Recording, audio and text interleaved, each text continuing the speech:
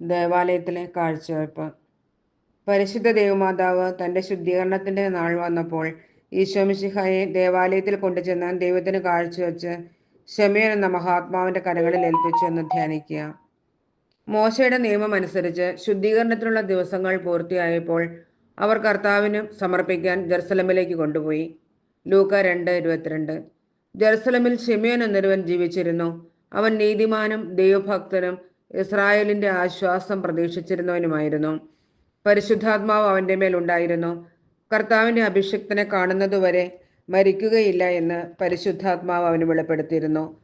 ലൂക്ക 2:25-26. ശിമയോൻ ശിശുവിനെ കയ്യിലെടുത്തു ദൈവത്തെ സ്തുതിച്ചുകൊണ്ട് പറഞ്ഞു, കർത്താവേ, അവിടുത്തെ വാഗ്ദാനം അനുസരിച്ച് ഇപ്പോൾ ഈ ദാസന് സമാധാനത്തിൽ വിട്ടയക്കണമേ. എന്തെന്നാൽ സകല ജനങ്ങൾക്കും വേണ്ടി അങ്ങ് ഒരുക്കിയിരിക്കുന്ന രക്ഷ എൻ്റെ കണ്ണുകൾ കണ്ടു കഴിഞ്ഞു. അത് വിജാതിയർക്ക് വെളിപാടിന്റെ പ്രകാശവും അവിടുത്തെ ജനമായ ഇസ്രായേലിന്റെ മഹിമയുമാണ്. അവനെക്കുറിച്ച് പറയപ്പെട്ടതെല്ലാം കേട്ട് അവന്റെ പിതാവും മാതാവും അത്ഭുതപ്പെട്ടു. ശിമയോൻ അവരെ അനുഗ്രഹിച്ചുകൊണ്ട് അവന്റെ അമ്മയായ മറിയത്തോട് പറഞ്ഞു, ഇവൻ ഇസ്രായേലിൽ പലരുടെയും വീഴ്ചയ്ക്കും ഉയർച്ചയ്ക്കും കാരണമാകും. ഇവൻ വിവാദ വിഷയമായ അടയാളവുമായിരിക്കും. അങ്ങനെ അനേകരുടെ ഹൃദയവിചാരങ്ങൾ വെളിപ്പെടും. നിന്റെ ഹൃദയത്തിലൂടെ ഒരു വാൾ തുളച്ചു കയറുകയും ചെയ്യും. ലൂക്ക 2:28-35.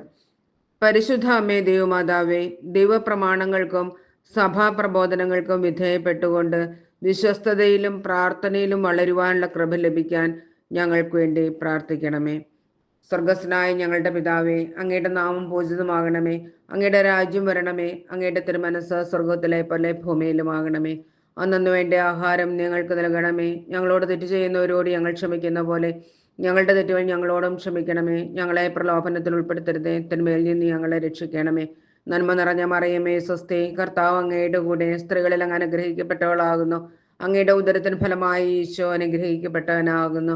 പരിശുദ്ധ മറിയമേ തമ്പുരാന്റെ അമ്മേ, പാപികളായ ഞങ്ങൾക്ക് വേണ്ടി ഇപ്പോഴും ഞങ്ങളുടെ മരണസമയത്തും തമ്പുരാനോട് അപേക്ഷിച്ചു കൊള്ളണമേ. പിതാവിനും പുത്രനും പരിശുദ്ധാത്മാവിനും സ്തുതി, ആദിയിലെ പോലെ ഇപ്പോഴും എപ്പോഴും എന്നേക്കും. ആമീൻ.